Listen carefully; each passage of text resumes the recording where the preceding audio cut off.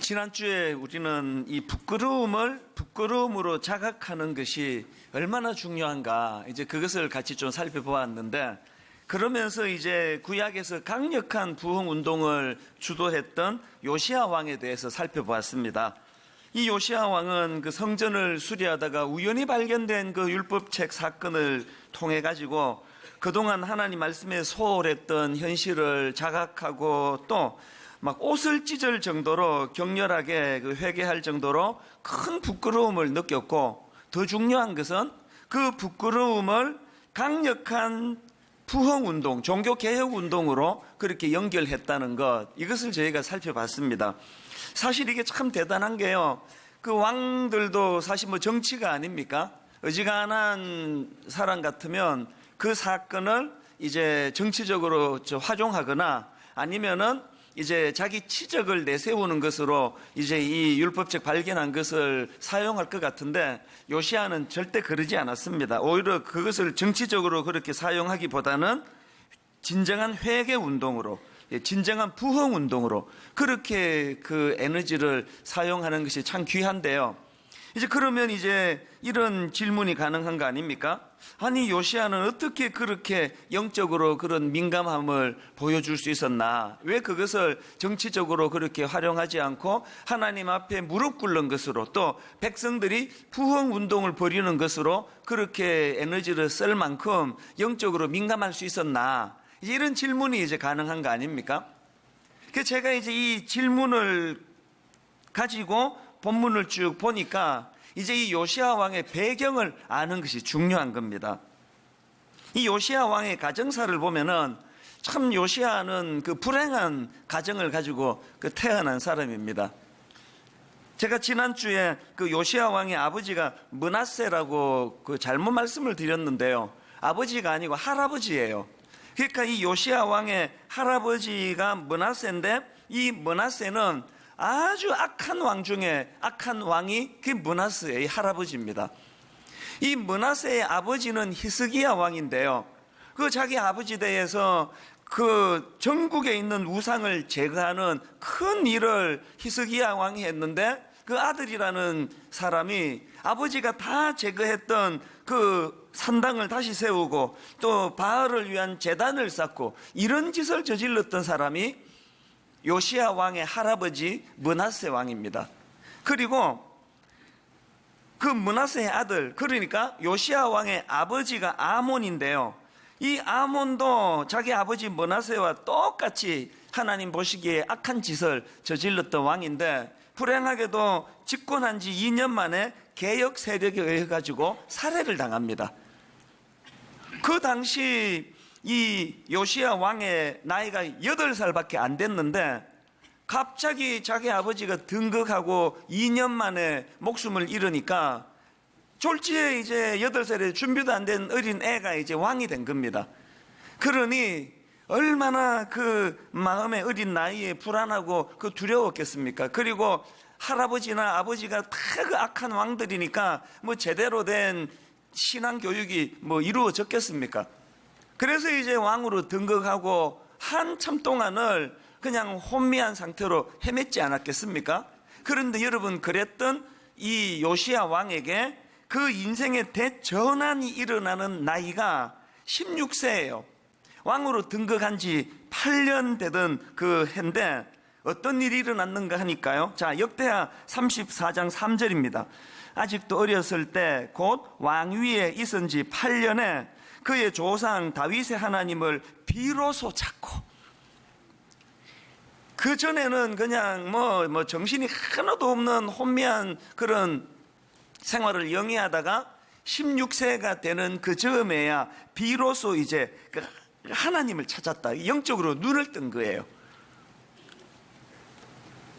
요시야에게 이런 그 영적인 자각이 일어난 것을 이제 그 이후에 요시야에 대하여 어떻게 성경이 평가하는가 하니까 역대하 34장 2절입니다. 그 앞에 건데 보십시오.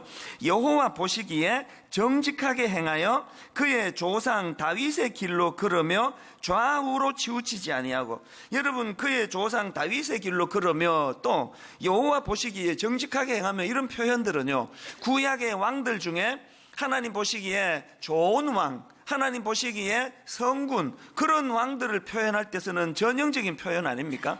이게 16세 때 이루어졌다는 겁니다. 그러니까 요시야 왕이 일으켰던 종교 개혁의 씨앗은요, 우연히 율법을 발견하던 그 지점이 아니에요. 사실은 겉으로는 드러나지 않았지만 그 이전서부터 그가 16세 되던 해에 그 여호와 하나님을 찾고 비로소 그의 조상 다윗의 하나님을 비로소 찾고 하던 이 16세 때 이미 이 개혁의 씨앗은 자라고 있었던 것입니다. 이게 왜 중요한가 하면은요, 여러분, 사람은요, 그 내면에 어떤 싹이 자라고 있는가, 그 내면에 어떤 씨앗을 심었고 그 씨앗이 어떻게 자라고 있는가, 이것이 그 사람의 인생을 결정한다는 사실입니다. 어느 목사님이 성추행을 했다, 또 어느 목사님이 교회 공금을 횡령을 했다, 그거는요, 그 목사님이 그 전날 헷가닥 해가지고 그런 일을 하는 경우는 없습니다. 이미 드러나지는 않았지만 오래 전서부터 그 내면에 그런 하나님 보시기에 부끄러운 싹이 자라고 있었던 걸 방치했기 때문이에요. 그 좋은 사례가 다윗 아닙니까? 우연히 그 목욕하는 여자를 보고 의도하지 않게 그 유부녀인데도 불구하고 성적으로 죄를 짓고 이런 것을 했는데, 그거는요, 다윗 왕이 어젯밤에 먹은 술이 덜 깨가지고 그렇게 한 게 아닙니다. 모르긴 몰라도 오래 전서부터 그 안에 이제 자꾸 사람들이 잘한다 떠봤더니까 그 안에 교만이 싹트고 있었고, 그 안에 교만이 이 하나님을 의지하고 의뢰하는 마음을 희석시킨 지가 아마 꽤 됐을 거예요. 이 안에서 자라나는 잠복된 그 악한 씨앗이 다윗으로 하여금 그런 천인공노할 짓을 저지르는 열매로 나타났을 뿐 아닙니까? 그렇기 때문에 여러분, 사실은요, 우리 안에 아직까지는 그런 결정적인 실수를 한 적이 없고 사고를 친 적이 없지만 내가 내 안에 지금 뭐가 자라고 있는지를 민감하게 들여다봐야 됩니다. 영적으로 민감하게 보면 사실 본인은 다 알 수 있는 거 아닙니까? 내가 지금 어떤 상태라는 거. 요 근래 와가지고 막 자꾸 시험이 들고 표현은 안 하지만 회사에 있는 그 나보다도 그 별로 잘생기지도 않은 어떤 과장님이 그 나 부인 몰래 막 그 바람을 피고 있다는 소리를 들으니까 막 부러워 죽겠고, 어떻게 저렇게 하면 들키지도 않고 저거 참 부럽다, 자꾸 이런 생각이 들면은 그건 여러분 방치하면 안 되는 상태예요. 그 안에 지금 악한 씨가 지금 자라고 있다는 뜻이거든요. 이 내면 세계를 관리하는 게 얼마나 중요합니까? 이런 말 흔히들 하지 않습니까? 똑같은 이슬이라도 그것을 뱀이 먹으면 독을 만들어내고, 똑같은 이슬이라도 그것을 벌이 먹으면 꿀을 만들어낸다는 것. 똑같은 상황이라도 똑같은 말씀을 들어도 똑같이 큐티를 해도 똑같은 어떤 사건에 맞닥뜨려도 내 안에 지금 뭐가 자라고 있느냐가 그것이 내 인생의 반응을 만들어내는 거예요. 요시야 왕은 그가 우연히 율법책을 발견하는 그 사건을 이렇게 놀라운 부흥운동으로 연결할 수 있었다는 것은 이미 그 내면에 16살 때부터 여호와 하나님을 찾았던 영적인 민감함이 회복됐기 때문입니다. 여러분 정말 부흥을 원하십니까? 정말 여러분 가정이 살아나기를 원하십니까? 여러분 내면 세계를 하나님 앞으로 되돌리는 일을 방치하시면 안 된다는 사실입니다. 그래서 이제 이 요시야 왕이 어린 16살 나이에 그 조상 다윗의 하나님을 비로소 찾고, 또 여호와 보시기에 정직하게 행하여 그 조상 다윗의 길로 걸으며 좌우로 치우치지 아니하고, 그 내면에 이 아름다운 하나님을 갈망하고 또 하나님을 사랑하는 마음이 그에게 이제 개혁 운동으로 이제 이 에너지를 물꼬를 트게 만들었는데, 보니까 참 여러 가지 개혁을 많이 했습니다. 강력한 우상 타파 운동을 했고요. 그런가 하면 성전 청결에 대한 그 열망하는 마음을 그가 가지게 됐고, 그런가 하면 말씀 회복 운동을 벌였고요. 그런가 하면 유월절 절기의 회복, 이것을 꿈꿔왔던 왕이 요시야 왕입니다. 저는 오늘 이 요시야 왕의 부흥 운동을 기록하고 있는 열왕기하 22장, 23장, 그리고 또 역대하 34장, 35장 이런 말씀들을 이제 잘 버무려 가지고 이 요시야 왕의 부흥 운동에 나타나는 몇 가지 특징을 이제 좀 살펴보려고 하는데요. 자, 여러분, 이 요시야 왕의 부흥 운동에서 발견되는 특징 중에 첫째가 뭐냐?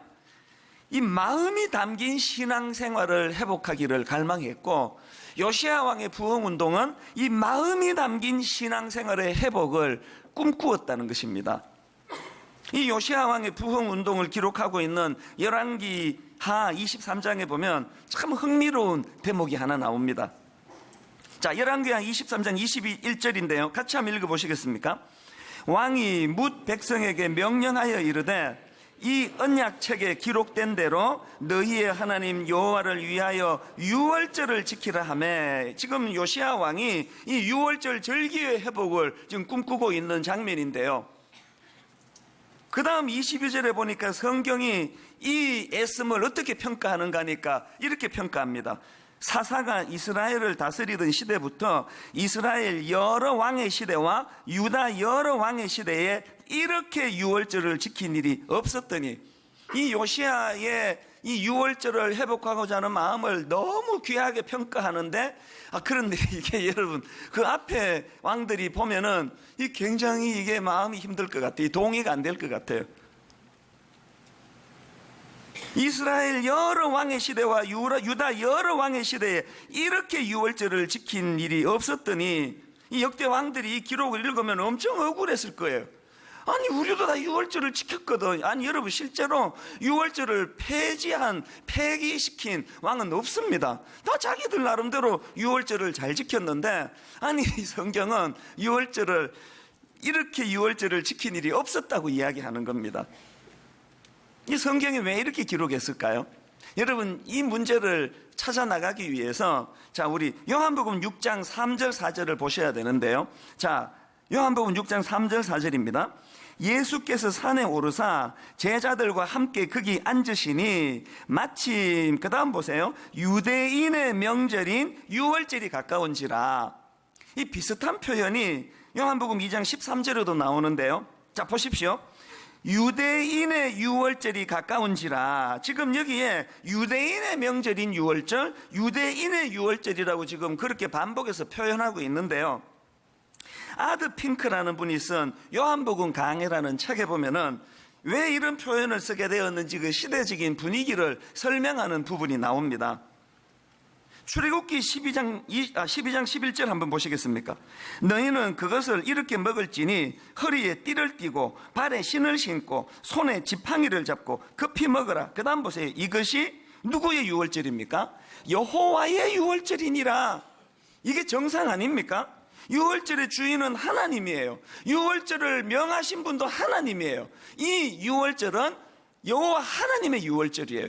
근데 왜 요한복음으로 가서 유대인의 유월절이라고 표현할까요? 뭘 의미합니까?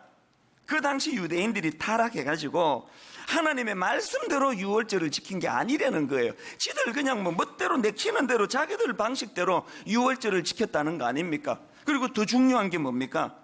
이 유월절을 지키라는 하나님 말씀의 의미 속에는 이 출애굽의 기쁨, 종살이하던 나를 하나님이 어떤 은혜를 주셔서 내가 이 애굽의 그 신음으로부터 압제로부터 이제 홍해를 건너 자유를 누리게 되었는가.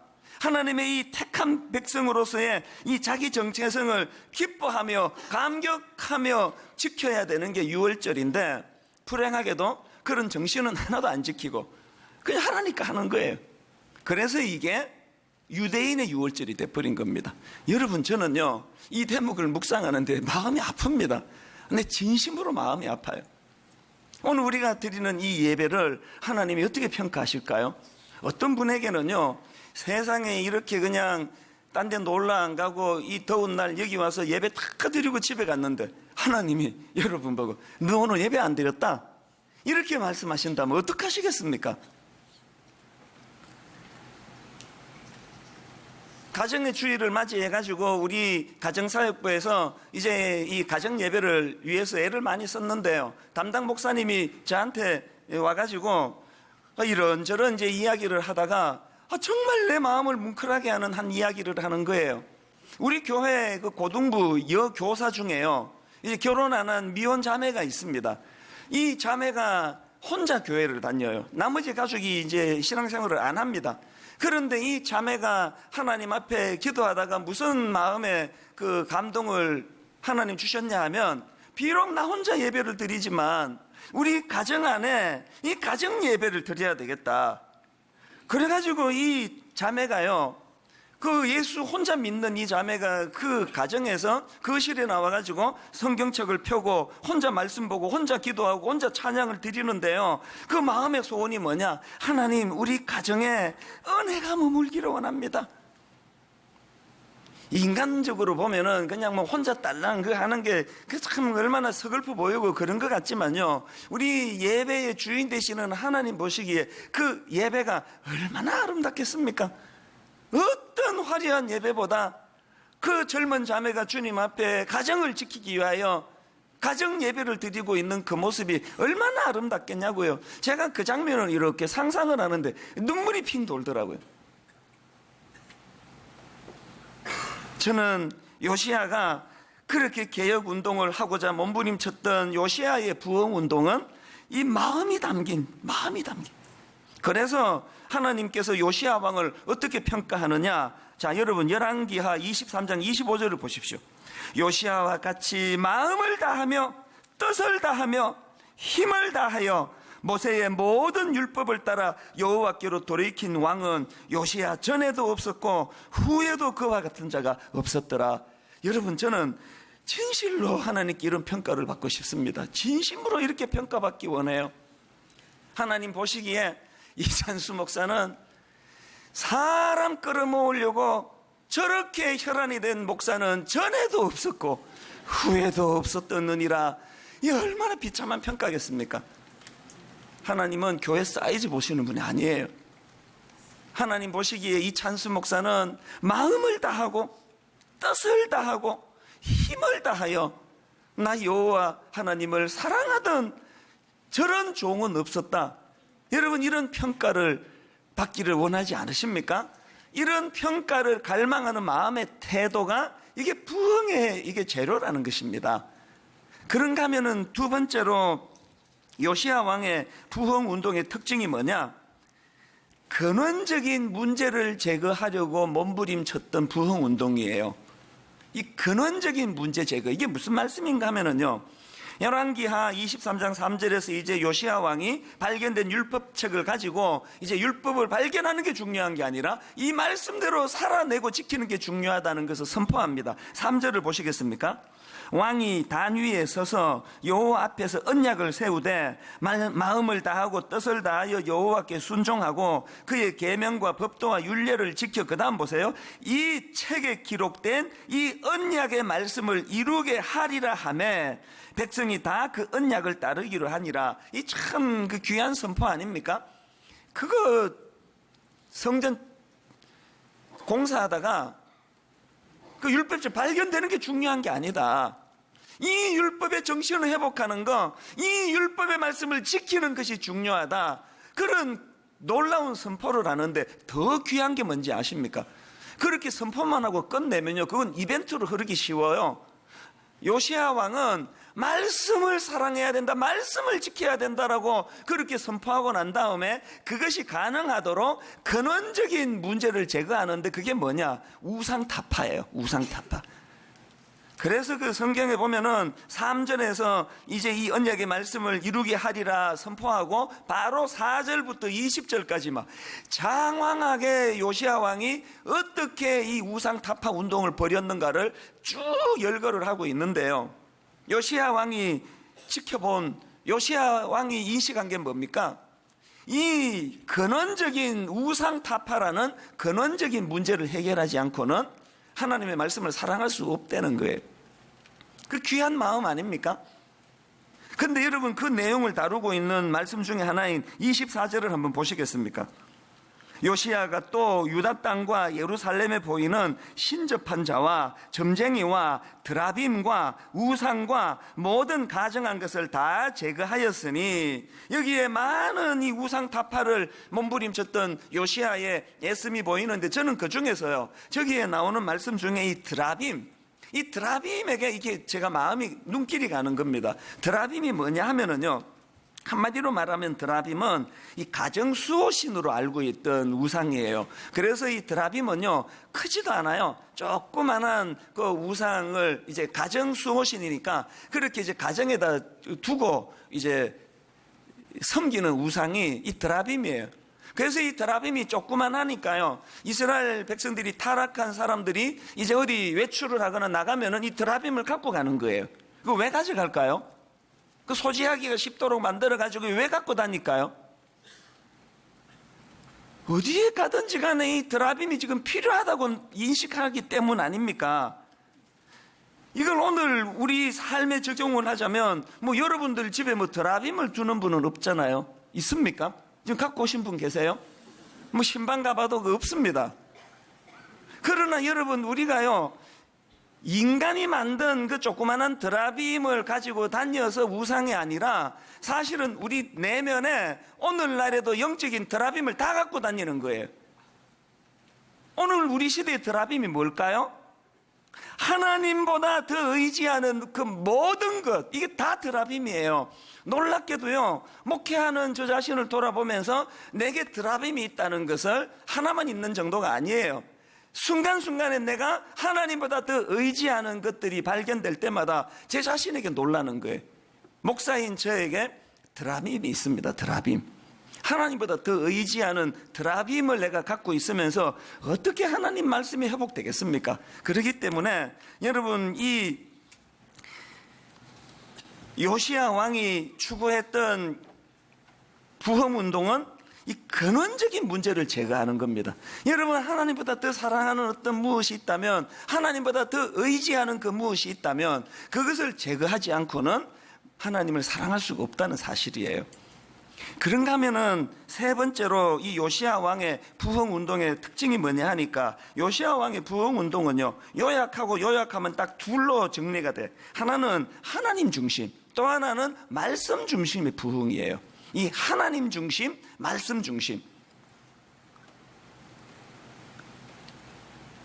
바로 이 요시야의 정신을 요약해 놓은 성경 구절이 하나 있는데요, 열왕기하 23장 21절입니다. 자, 보십시오.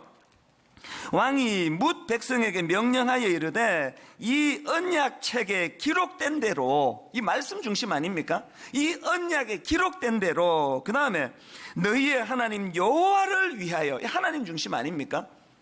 요시야가 추구하던 개혁은요, 말씀 중심, 하나님 중심. 그래서 요시야 왕은 우연히 성전을 청결케 하다가 발견된 율법책을 발견한 이후로 그의 모든 개혁 운동의 중심에는 말씀이 중심, 말씀이 중심. 열왕기하 23장 3절도 마찬가지입니다. 왕이 단 위에 서서 여호와 앞에서 언약을 세우되 마음을 다하고 뜻을 다하여 여호와께 순종하고, 이 하나님 중심이, 부흥은 딴 게 아닙니다. 내 멋대로 살던 그냥 국적불명의 삶을 살던 내가 살아계신 하나님을 만나고 발견하고 그분 앞에 순종하는 삶을 사는 거, 이게 부흥이에요. 그런가 하면은 그의 계명과 법도와 율례를 지켜 이 책에 기록된 이 언약의 말씀을 이루게 하리라 하매, 이 말씀 중심이에요. 자, 한번 큰 소리로 한번 선포하듯이 따라해 보시겠습니까? 하나님 중심, 말씀 중심. 또 반대로 그 순서를 바꿔가지고 또 따라해 보십시오. 말씀 중심, 하나님 중심. 사실 여러분, 이 요시야 왕의 근본적인 정신이 바로 종교개혁가들이 중세에 단행했던 종교개혁가들의 그 근본적인 중심이랑 같은 거 아닙니까? 종교개혁가들의 그 정신을 딱 세 가지로 요약을 하면은 오직 믿음, 오직 성경, 오직 은혜, 이거로 요약이 되는 거 아닙니까? 오직 믿음이 뭡니까? 우리가 하나님께 의롭다함을 입을 수 있는 힘은 내 공로가 아니다, 내 선행이 아니다. 이건 오직 믿음으로만 이루어진다. 이게 오직 믿음이에요. 그런가 하면은 오직 성경. 무슨 중심입니까? 내 이 이성이나 경험은 항상 타락하고 부패했기 때문에 믿을 수 있는 게 못 된다. 그래서 내가 가지고 있는 체험, 내가 경험하는 체험, 이런 걸 의지하는 게 아니라 언제나 하나님이 객관적으로 주신, 우리에게 주신 이 계시의 말씀이, 성경이 내 삶의 표준이 되어야 되겠다. 여러분, 그 체험을 하는 거는 신앙생활에 참 유익할 때가 있지만 체험을 지나치게 의지하는 건 진짜 위험한 일이에요. 그 자꾸 이거 꿈을 꿨더니 예수님이 한복을 입고 지나가시더라. 그래서 내가 내일 한복을 한 벌 맞춰야 되겠다. 그러면서 자기가 체험하는 거에다가 자꾸 이거를 껴 맞추는 거는 그건 진짜 위험해요. 내가 얼마나 부패한 인간이라는 것을 간과하는 태도예요. 여러분, 솔직히 이 자리에서요, 체험한 걸로 치면 저만큼 많이 체험한 사람 많지 않습니다. 그러나 제가 제 체험을 이야기합니까? 제 체험을 강조합니까? 제 체험을 따라하면 교회가 이렇게 저렇게 방향이 흐릅니까? 제 체험은요, 하나님이 나를 사랑하고 계심을 확정하는 데 도움은 되지만 지나치게 의지하는 거 위험한 일이에요. 체험이 많으면 많을수록 오직 성경, 하나님 말씀만이 내 인생의 지침이 되기를 원합니다. 그런가 하면은 오직 은혜가 뭡니까? 내 행위로서가 아니다. 그저 자격 없는 자에게 주시는 하나님의 은혜로만 구원받을 수 있다. 그래서 여러분, 신앙이 깊으면 깊을수록요, 겸손해지지 않을 수가 없는 거예요.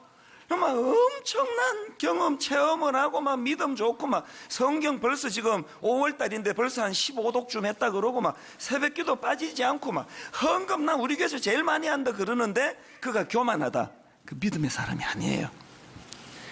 믿음이 자라면 자랄수록 나는 아무것도 아니다. 나는 부패한, 하나님 없으면 나는 그저 부패한 초라한 인간에 불과하다. 그래서 여러분, 이것도 한번 기왕에 따라하는 김에 한번 큰 소리로 따라해 주시면 좋겠습니다. 오직 믿음으로, 오직 성경으로, 오직 은혜로. 여러분, 지금 내년이면요 종교개혁 500주년이 되는데 저는 마음으로 꿈꿉니다. 분당 우리 교회가 내년에 종교개혁 500주년을 기념해서 교회적으로 부흥운동이 일어나기를 바란다. 교회적으로 개혁운동이 일어나기를 바란다. 교회적인 부흥운동은 딴 거 아닙니다. 모든 성도님들이 또 제가 오직 믿음의 정신을 회복하고 오직 성경의 정신을 회복하고 오직 은혜의 정신을 회복하는 거, 이게 부흥인 줄로 믿습니다. 웨스트민스터 신앙고백서가 뭔지도 모르고 외웠지만 지금은 저거 뭔지 알지 않습니까? 오늘 분당 우리 교회가 이 정신을 가지고 지금 목회를 하고 있는가?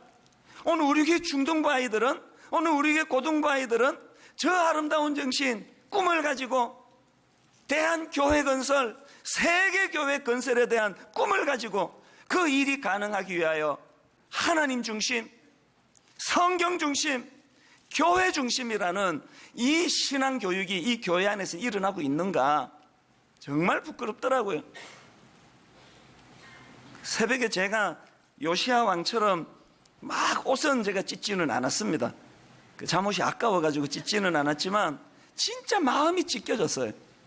하나님, 저를 불쌍히 여겨주시기 원합니다. 그날 제가 새벽에 하이델베르크 요리문답 책을, 이미 저는요 여러 목사님이 그것을 해석해서 쓴 책을 3권인가 4권이나 갖고 있습니다. 그 새벽에 또 제가 주문한 거예요. 내 마음의 표현을 드리고 싶어서.